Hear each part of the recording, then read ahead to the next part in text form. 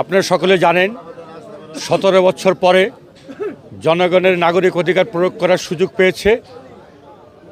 এই অধিকার প্রত্যেকটা ভোটার স্বাধীনভাবে প্রয়োগ করেছে, যার ফলে শরীয়তপুরে প্রথম আমাদের 3টা সংসদের এর মধ্যে 3টা সংসদ সদস্য আমরা বিএনপিতে প্রচুর বিপুল পরিমাণ ভোটে নির্বাচিত হয়েছি। এই নির্বাচনের পিছনে সাধারণ জনগণ, সাধারণ ভোটার তাদের ভোটের মাধ্যমে এবং আমাদের তারেক রহমানের যে আদর্শ, সে আদর্শ এবং আমাদের মিয়া নুরুদ্দিন অপুর যে আদর্শ, সে আদর্শ লালন করেই আজকে শরীয়তপুরে এই প্রচুর ভোটে বিএনপি 3টা সিটে বিজয় হয়েছে। এবং আপনারা জানেন সারা বাংলাদেশে অনেক ভোটে এবং অনেক সিটে বিএনপি ক্ষমতা আসতেছে। আমরা আশা করি যে ভবিষ্যতে তারেক রহমানের নেতৃত্বে বিএনপি আরও গতিশীল এবং সুসংগঠিত সংগঠন হিসাবে হবে।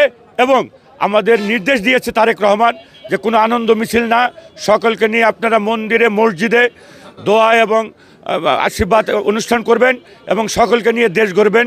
আমরা তারেক রহমানের নির্দেশ এবং অপু ভাইয়ের নির্দেশে আমরা দলকে সুসংগঠিত করার জন্য এবং উন্নয়নমূলক কাজে অংশগ্রহণ করার জন্য আমরা সকলে মানে প্রস্তুত এবং আল্লাহর কাছে দোয়া করি যে সর্বোপরি আল্লাহ অশেষ রহমতে আমাদের কামিয়াব করেছে।